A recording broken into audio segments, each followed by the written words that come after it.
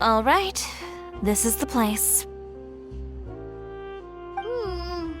But where's the captain? There's hardly anyone around here. She's over there.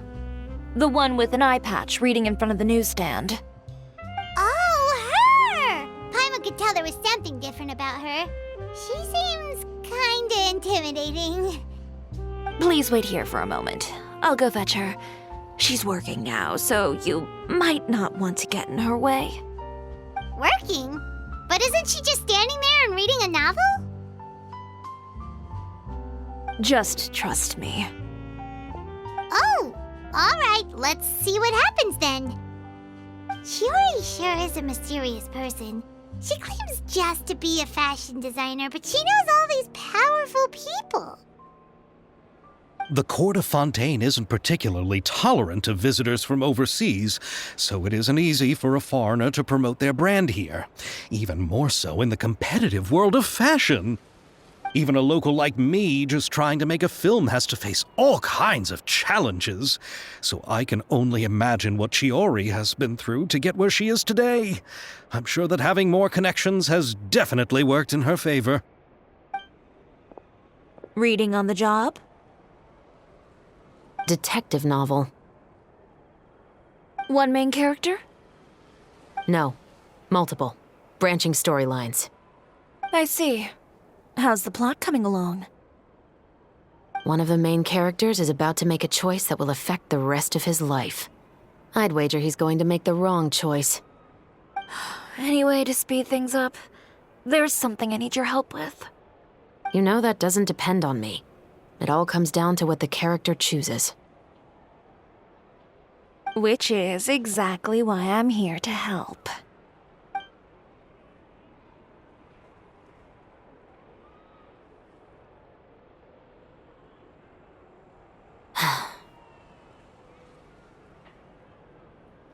All right.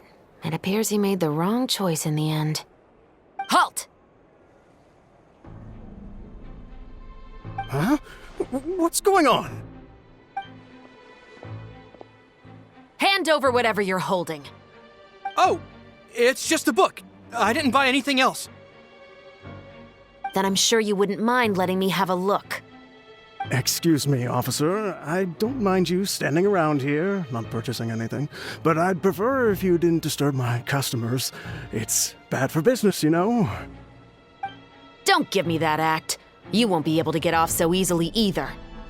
I am Chevras, captain of Fontaine's Special Security and Surveillance Patrol.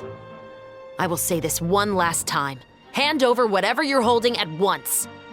And before you do anything unwise, let me remind you that I'll have you on the ground before you can even think about making a run for it. All right. I'll give it to you. But please let me say something first. If there's any contraband in that book, then the shopkeeper here is the one who slipped it in. I don't have anything to do with this. Why, you trying to leave me on the hook, huh? You were the one who said you wanted it. Save it for the interrogation room. Take them away, Letelier.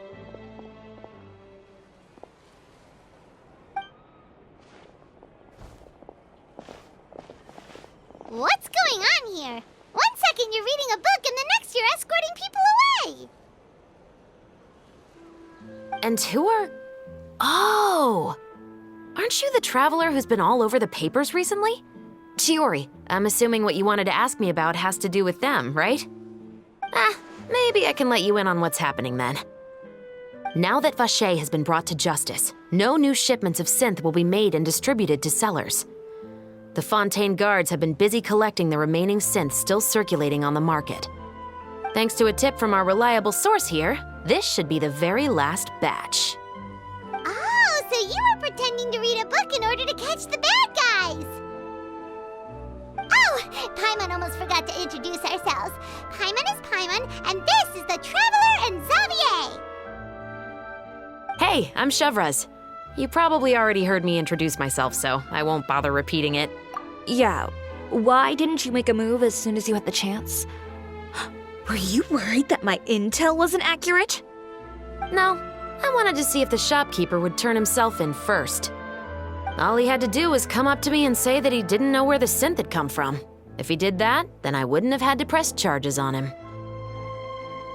He had the whole day to turn the synth over to Chevreuse.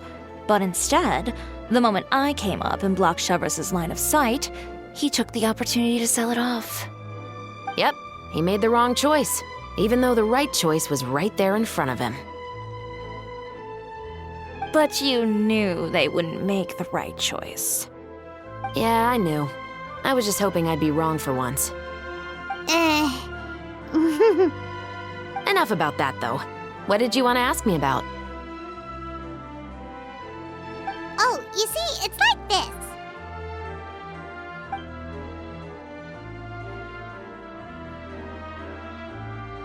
The Two Musketeers. You certainly have a good eye for a story. So what do you need me to do? Just be the action choreographer for the actors? Yes, that's right. I want to make sure we get all the details right. I want the actor's posture and understanding of firearms to be as realistic as possible. However, I'm afraid this work will require a bit of your time, since you'll have to be present whenever we're filming. Also, as for the pay... No need to say any more. I'll join. Huh? Just like that.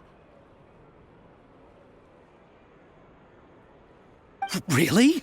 You're willing to help us with our humble film project? Sure, it's no big deal. As I said, we've wrapped up our investigation here, so I don't have any other tasks on my plate for the moment. Besides, I personally really like this novel. I even have the collector's edition at home. Stories where justice prevails over evil never get old for me. Then we've got a deal? Yes, I'll see you on set tomorrow. Oh my! I can hardly believe it! I should tell Lady Farina immediately. Oh, and I must tell the prop manager and lighting technician to get everything ready. We start filming tomorrow! Calm down, Xavier. The film is going to take more than just a day to finish. Still, I should also head back now and start preparing the actors' costumes and makeup. Alright, guess that's it for today then. Traveler, Paimon, please stay for a moment. I have something to tell you. Then I'll take Xavier back. Poor thing. He's so excited that he can't even walk straight anymore. I don't want to spend our first day fishing our producer out of the fountain. Yep, see you tomorrow.